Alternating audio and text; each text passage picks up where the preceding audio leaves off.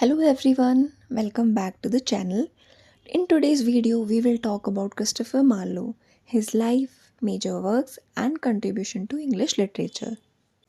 Christopher Marlowe is one of the most important dramatists of Elizabethan age and one of the greatest pioneers of English tragedy. Though his life was very short, his contribution to English drama was revolutionary. He is often called the true forerunner of William Shakespeare because he transformed English drama through powerful language, blank verse, and ambitious tragic heroes.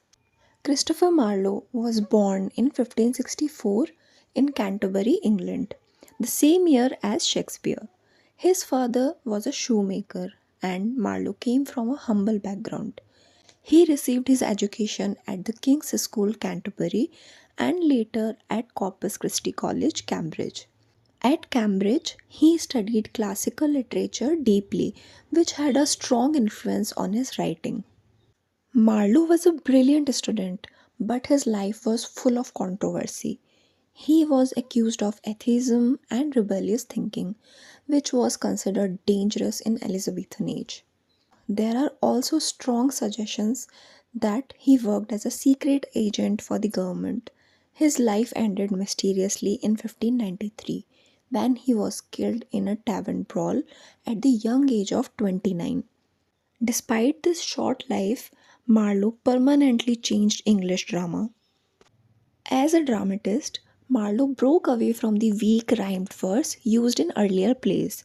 He introduced strong, forceful blank verse, unrhymed iambic pentameter, which gave English drama a new power and dignity. Ben Jonson famously called it Marlowe's mighty line. His language is grand, musical, emotional, and full of rhetorical strength. Marlowe's heroes are different from traditional medieval characters. They are ambitious, passionate, and rebellious.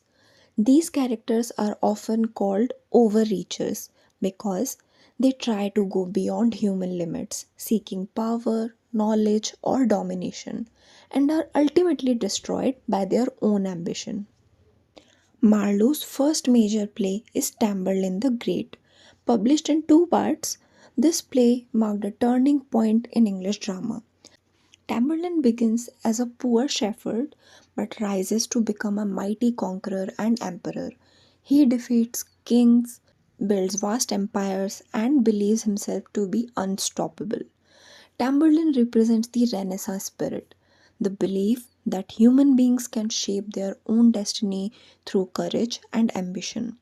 He challenges fate, morality, and even God. The play glorifies power, conquest, and heroic energy. Through it also shows the danger of limitless ambition. With this play, Marlowe introduced the tragic overreacher and established blank verse as the language of serious drama. Marlowe's greatest and most famous play is Dr. Faustus. It is also the most important for examination purposes. Dr. Faustus is a highly learned scholar who feels dissatisfied with traditional branches of knowledge like philosophy, medicine, law, and theology. He wants absolute power and ultimate knowledge.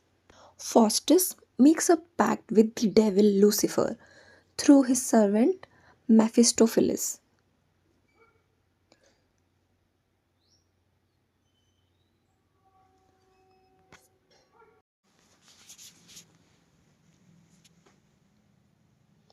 Faustus makes a pact with the devil Lucifer through his servant Mephistopheles. He agrees to sell his soul in exchange for 24 years of magical power and worldly pleasure. During this time, Faustus enjoys fame and authority, but he also wastes much of his power on trivial acts.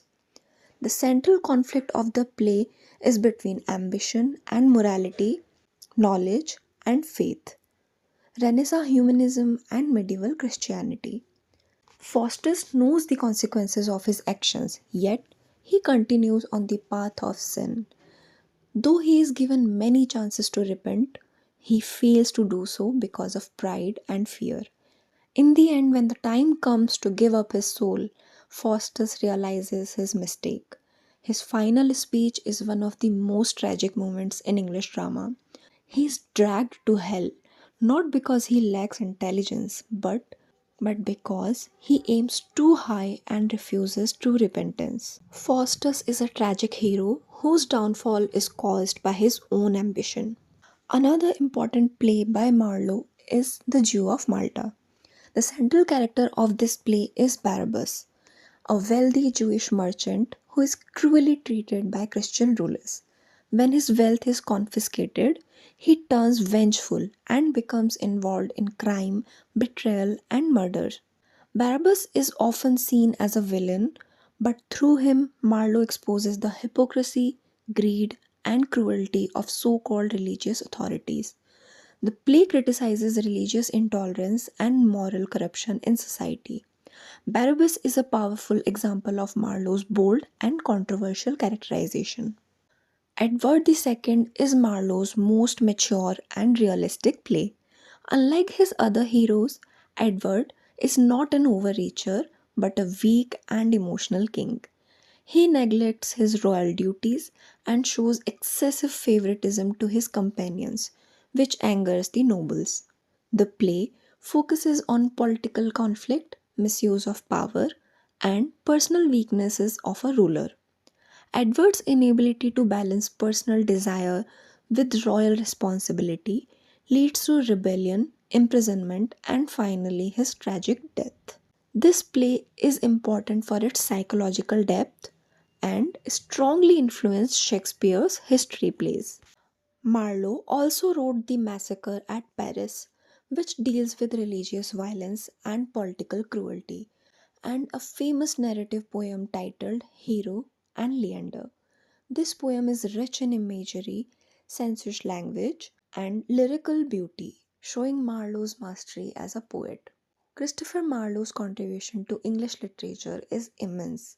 He transformed English drama by introducing powerful blank verse, creating ambitious tragic heroes, and bringing intensity and grandeur to the stage.